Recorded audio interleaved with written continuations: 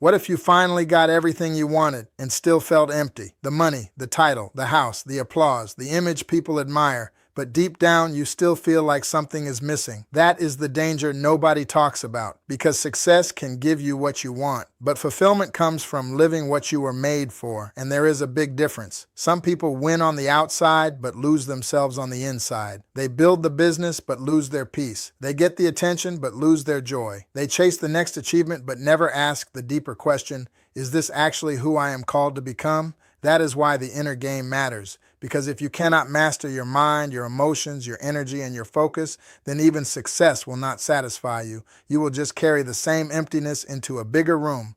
Most people spend their lives trying to control everything outside of them: people, opinions, the economy, the past, what others think, what others do.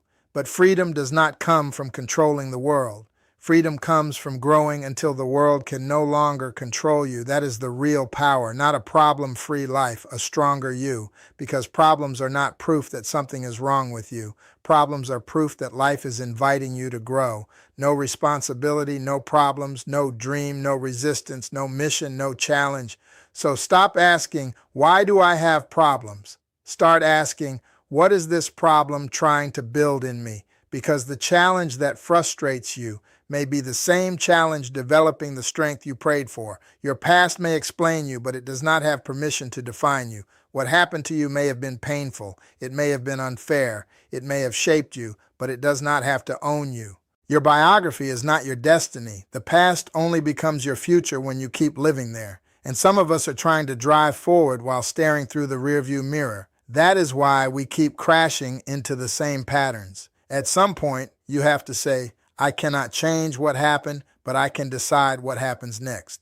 That decision is where your power returns. And here is something else. Confidence is not built by thinking about yourself all day. Confidence is built by doing hard things. It is built in private. It is built when nobody is clapping. It is built when you practice, prepare, learn, fail, adjust, and show up again. People get rewarded in public for what they repeat in private. So do not envy the person on the stage if you have not studied what they practiced in the dark. The shot they made was rehearsed. The speech they gave was prepared. The confidence they carry was earned, and your confidence will be earned too. But there is an even deeper secret. If you want more energy, stop making your life only about you. Find something bigger to serve, a mission, a family, a calling, a problem you want to solve, a person you want to help, a future you want to build. When your life becomes bigger than your own comfort, you find strength you did not know you had. You stop asking, am I good enough? And you start asking, who needs what I carry?